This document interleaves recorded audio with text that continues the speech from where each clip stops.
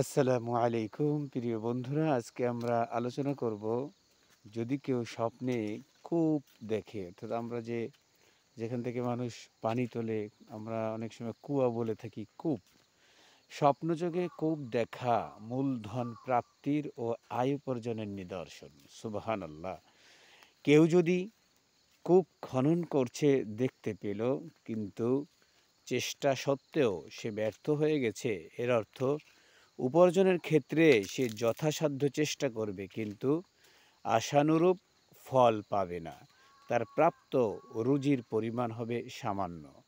কোনো ব্যক্তি আপন ঘরে কুয়া খনন করেছে মর্মে স্বপ্নে দেখল এবং তাতে পর্যাপ্ত পানি জমা হয়ে ফুলে উঠেছে, এটার অর্থ হবে অর্থ সম্পদ বৃদ্ধি পাওয়া এবং বিনা পরিশ্রমে আল্লাহর পক্ষ থেকে প্রচুর পরিমাণে পবিত্র মাল পাওয়ার নিদর্শন। সুবহানাল্লাহ।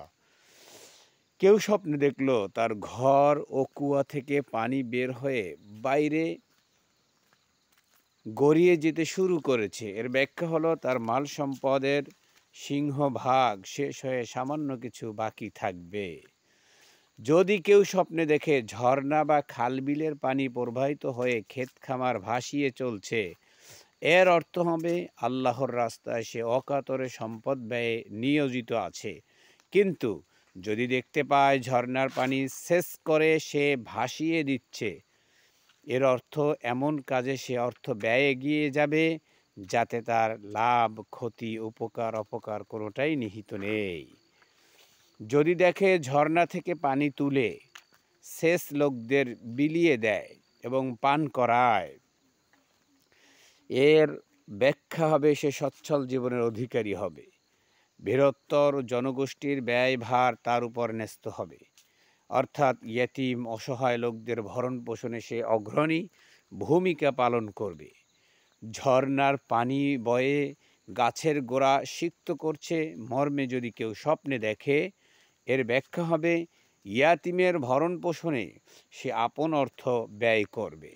যদি দেখে পানি তুলে সে লোকদের পান করায়, এর অর্থ হবে হজ যাত্রীদের সাহায্য সহযোগিতায় সে কার্যকর ভূমিকা রাখবে।